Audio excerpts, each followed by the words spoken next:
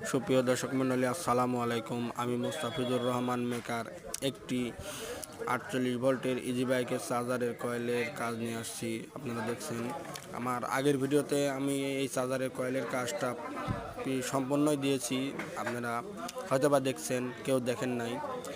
এখন আমরা এই চার্জারের ঘাট লাগানো অর্থাৎ রেগুলেটর সুইচ লাগাচ্ছি, সুইচের লাইন করছি।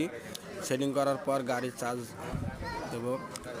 এখানে 10 ঘাটের আমরা এই চার্জারটি বানিয়েছি ভাই, দর্শকবৃন্দ, 10 ঘাটের চার্জারটি বানিয়েছি। এই চার্জারটি 10 ঘাটের 48 ভোল্ট। আমরা এই ঘাটটা লাগানো শেষে, এই চার্জারটির কাজ শেষে আপনাদের সম্পূর্ণ ভিডিও আমি একত্রিত করে ছাড়ব।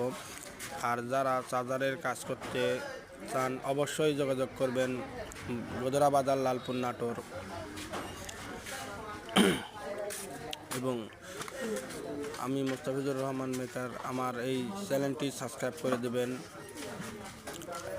বেশি বেশি করে শেয়ার করবেন, কমেন্ট করবেন, লাইক করবেন এবং আমাদের কাজগুলো বেশি বেশি আপনারা যত করবেন আমার কাজগুলো তত তাড়াতাড়ি আসবে।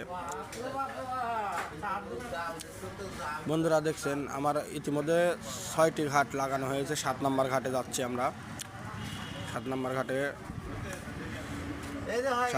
ঘাট লাগানো শেষে আপনাদের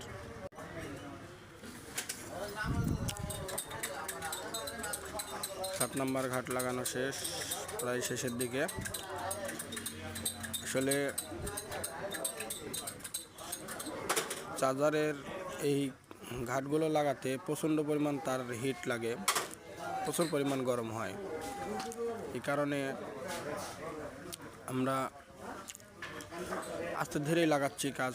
আপনারা মনোযোগ সহকারে দেখুন। এই একটা ভিডিও যদি দেখেন তাহলে আপনাদের ভবিষ্যতে কোনো দিন এই চার্জারের অন্তত ঘাট লাগানোর জন্য যারা নতুন মিস্ত্রি, ইলেকট্রিশিয়ান, তাদের কোনো সমস্যা না। আমার পিছনে যে কে দেখছেন ইনি হচ্ছে আমার বন্ধু পার্শ্ববর্তী, তিনি ওয়ারিং মিস্ত্রি।